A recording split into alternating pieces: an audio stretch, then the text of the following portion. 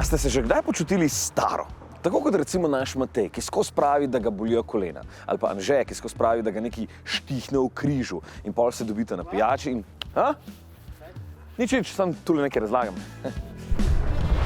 Zavarovalnica Triglav nam je posadila tale simulator vožnje, ki so ga izdelali na srednji zdravstveni šoli na Jesenicah, očala pa Marin Medak iz dela Spina. So takšni, da je vid ravno še zakonsko dovoljen. No, takšen simulator pa ti v trenutku daje občutek starosti. Takšnega pri nas še ni bilo in naša naloga je zdaj, da si tole oblečemo in da vidimo, kako je, ko se dobesedno postaviš v kožo nekoga, ki, kako bi rekel, ki ni več tako hiter pri sprejemanju informacij z ceste in okolice, kot smo mi, mladi, zdravi, fajn, pobi, Ej, kaj greš že tole gor?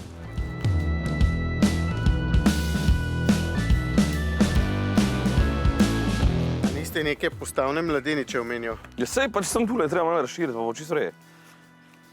Moraš biti na komod življenje, ne smeš biti preveč... dolge roke.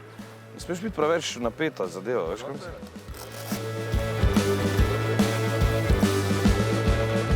Okej. Manuel, kaj je sploh to? Simulacija. Malo smo vas postarali. Se pravi, zadeva je narejena na tak način, da poskušamo v končine okrniti, oziroma da niste več tako gibljiv. Poleg tega pa še na koncu dava očala gor, še ene čepke dobite v ušesa, tako da boste najbolje slišali in potem bova šla odpeljati. Seveda, predvsem je treba tukaj zelo jasno poudariti, da glede na to, da ste še vedno fit, gre čez te omejitve tudi, kadar jih imate gor. In dejansko vam je avto zelo poznan in vožnja naj ne bi predstavljala takih težav. Zelo hitro se pa vidijo napake, predvsem v vidu, zato ker je periferni vid tako ukrnen. Hitrost pri avtomobilih, kjer imamo motorje z notranjim izgorevanjem, se zelo velikokrat vidi, da smo v visokih vrtljajih. Če smo v vrtljajih pravilnih, smo pa največkrat v previsoki hitrosti. Tako da to so te prve ugotovitve. Ena od zelo zanimivih zadev, ki smo jo ugotovili, je bilo, da je bila tudi lega vozila, predvsem v križiščih, pri zavijenih desno, pri zavijenih levo, malo slabša in pa tudi pri vožnji naravnost, predvsem takrat, kadar je bilo potrebno pretikati med prestavami. Da je avto mogoče malo zaplaval in to je vse naredil ta naša okorelost, bom rekel. Zavem, zakaj se stari vedno tako počasi nad spravljajo.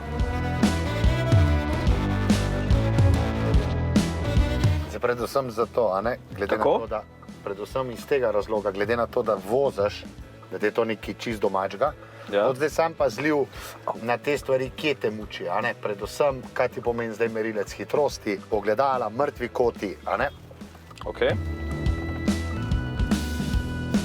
Tukaj zdaj vidiš, tukaj, da boš mogel vse, kar počneš, moraš dejansko glavo obračati. Ja, vidim, ja. Kar v normalni vožnji ti ni potrebno, zato ker je tvoj periferni vid čezmeraj bistveno širši kot... Jaz se zdaj dejansko peljem počasneje. Kar samo od sebe. Tukaj je zdaj čisto vprašljivo, zato ker smo tudi pri teh vožnjah pa ugotovili, da so bili pa nekateri vozniki, tukaj smo imeli zdaj tak nenaden gib. Je res? Ja. Čemu? Ker mislim, da mi bo on zapeljal. Ja, ampak prepozno. Si ti zaznal njega. Aha.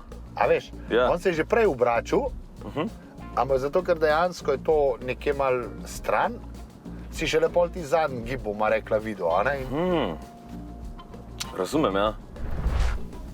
Tako da jaz upam, da bomo tukaj prav to spodbudili, ne kako neko novo znanost, ampak tako, kot skozi govorim, kultura, pa malo strpnosti, pa bo zadeva rešena.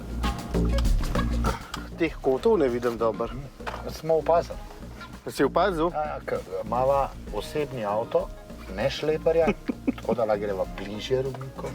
In tako, kot si prej rekel, veš, vozim počasneje, se večina starejših voznikov dejansko vozi počasneje. In to je bila zdaj ta moja miselnost, Ja. Glede na to, da slabš vidim, in dojemam, se pravi, že avtomatsko počasneje vozim, ravno zaradi tega, Čeprav je vprašanje, a je to pol avtomatika, zato ker zelo velikokrat je pa predvsem vprašanje, kaj smo kot stari sposobni, pa kaj od nas zahteva pa družba. A veš, to pritiskanje non-stop, nemogoče. Ja. Sem dejansko moram k tja pogledal. Točno tako, In bistveno več je nekega dela. Ko si v prometni konici, ko je en kup enih kritičnih situacij, mora biti to stresno, tako ali pa drugače. Pa še od zadaj nekdo, ki je mal nervozen, pa še pohupi. Ja, ni hec tole. Sploh pa ni malo takšnih voznikov pri nas. V bistvu vse več jih je. Predvsem smo ugotovili, da vozniki nad 60 let, ko smo jih vprašali, vozniškega znanja ne obnavljajo. Zakaj? Več kot polovica je takih, ki sploh ne vejo, da za to obstaja možnost, ali pa ne vejo, kam se obrniti. Nekaterim je pa preprosto predrago.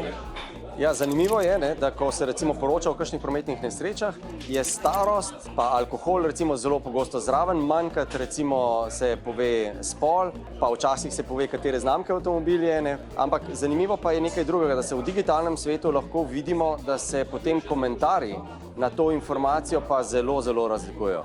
Za alkohol jih je malo zelo obsojajočih, so kakšni obsojajoči, ampak ne toliko, recimo, kot je pa izrazito pri starosti. Pri starosti se pa razplamti debata, pogosto tudi sovražna, žaljiva, na to, da je to še en dokaz več, da jih je treba kar vse omakniti iz ceste. Pri tej starostni skupini sigurno zelo pomembno dejstvo tudi to, da v starosti vozimo manj, kar pomeni, da svoje vozniške kondicije ne vzdržujemo in to se potem seveda z vsako vožnjo pozna v večjem stresu, v več situacijah, kjer nismo več suvereni in seveda ne nazadnje tudi več napaka. Odprte pa so že nove prijave za vožnje v letu 2023. Letos vozimo v Novi Gorici, v Krškem in v Postojni. Prijavijo se pa lahko starejši na spletnem portalu vozimvse.si. Cesto moramo deliti in bo vse super. Včasih malo več strpnosti, drugič malo več komunikacije med vozniki, tiste lepe, jasno, živijo, lep pozdrav, fajn je bilo, pa bomo vsi bolj varni na cestah. Pa varno za volanom.